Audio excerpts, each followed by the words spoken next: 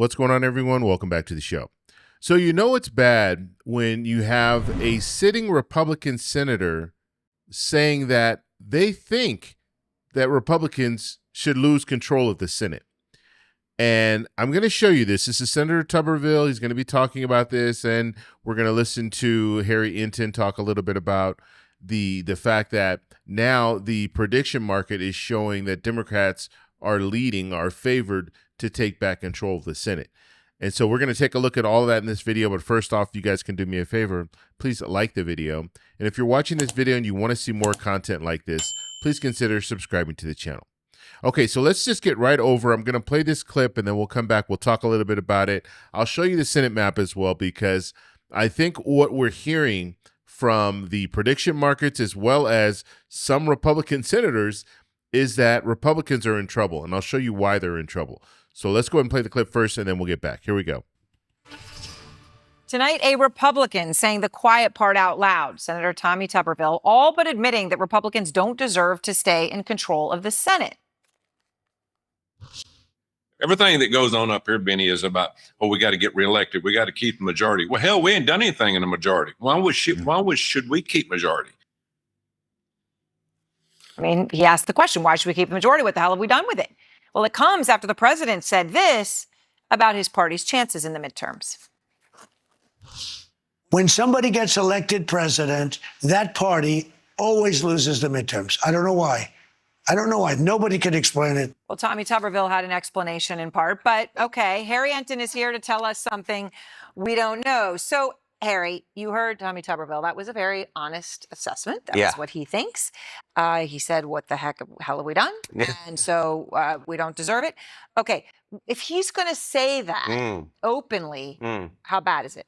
I mean, it's bad. It's like a nightmare for the Republicans. The Democrats just keep gaining and gaining and gaining when it comes to the Senate odds. And you could see it really well in the Kalshi prediction market. I mean, just take a look at the chance that Democrats win control. You know, at the beginning of the year, it was only about a 1 in 3 shot. But now look at this. Democrats haven't just gained on Republicans. They actually have the majority chance at 54%. And that's fairly close to a toss-up. But the bottom line is this. We all thought that the House was going to go to the Democrats. But the Senate as well? Oh, boy. My goodness gracious. Yeah, I mean, well, at first that was sort of, well, no way. No then way. It was, no well, way. No any how. chance. And now you point Boom. out what a shift. Okay. So because of what? What are the key races that have driven that shift from 1 in 3 to the majority chance? Yeah, take a look at the Cook Political Report, which just came out this week, and they shifted 4 key races closer to Democrats taking. What are we talking about here? Well, we can talk about Georgia going from a toss-up to lean Democratic. How about North Carolina? This would be a Democratic pickup from toss-up to lean Democrat. How about Ohio, a state that Donald Trump won by double digits, from lean GOP to toss-up with the likely Democratic nominee Sherrod Brown, the former senator. And then Nebraska. Nebraska hasn't elected a Democratic or a non-Republican senator since 2006, but it went from solid Republican to likely Republican. Democrats are gaining in many different seats across the political map, putting new states into play. And that's the reason why at this point they actually have a 54% chance of taking over the United States Senate. Which is fascinating. And, you know, I'm thinking about Ohio and what a red state it had become. Yes. That you're now saying that's a toss-up. Okay, so tell us something else I don't know. I'll tell you something else that you don't know. You look at Ohio, right? You think of the working class, right? You think of those who perhaps have incomes less than $50,000. Look at how much they have turned against the President of the United States. Look at this. His approval rating at the beginning of his second term was plus 2 points. Down he goes into the smithereens, now at negative 34 points on his net popularity rating. That's an over 35-point shift in only about a year plus a few months' time. No wonder all these states are in play. And stunning. All right. Thank you very much. Thank you. And so there you saw the prediction market is showing, and it basically when it comes to the prediction market showing 54%, that is a toss-up. That's like a coin flip. So you flip a coin, 50-50 is pretty much what they're saying at this point. Democrats have a slight advantage in that prediction. But you see that the momentum is moving in the Democrats' direction, and that is why you have Republicans that are nervous right now. They're scratching their head. They're trying to figure out what's going to happen next. And let's take a look at the Cook Political Report, the information that they talked about there. So you had Georgia, that was a toss-up. Now it's a lean Democrat. You have North Carolina, that was a toss-up. Now it's a lean Democrat. And then when you look at Ohio, Ohio's gone from a lean Republican to now a toss-up.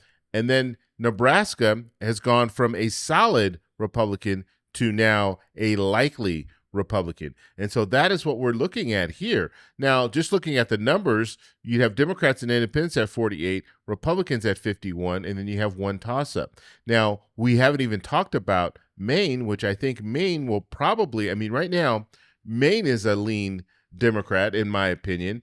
But let's just say Democrats pull out Maine. So now you're looking at Democrats and independents at 49, Republicans at 50. Let's say Democrats are able to pull it out in Ohio. Now you're looking at Democrats and Republicans both at 50. Now the vice president does come in and break the tie in a situation like this, so Republicans would still maintain control and Democrats would need to win one more state. And when you start looking at some of the other possibilities, Democrats have a possibility to win in Alaska. They have a possibility of winning in Texas. So you have these two states and even Iowa, if you want to look at Iowa.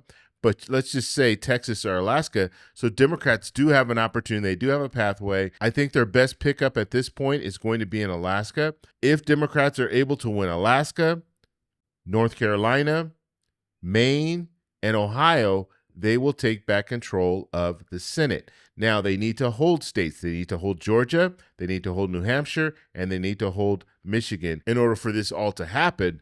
But Democrats do have a pathway, and that's why we're seeing them favored in the prediction market, because people know the momentum is at their back. Democrats have the advantage right now as far as momentum, and we'll have to see what happens, because understand this, when it comes to prediction markets, they are basing this on how people are feeling today. We don't know what's going to happen a month from now. We don't know what's going to happen 6 months from now. And so we'll have to wait and see how the environment is in November. But right now, if the election was held today, Democrats have a real good shot of taking back control of the Senate. I want to know what you guys think, so let me know in the comments below. If you like this video, please give me a thumbs up. Please subscribe for more. And remember, stay informed, stay engaged, and I'll talk to you in the next one. Bye. So that's all we have for this video. Make sure if you guys want to send me an email, you can do that, david@thetecshow.com. Like the video, subscribe for more, and check out these videos over here for some more great content. Talk to you later. Bye.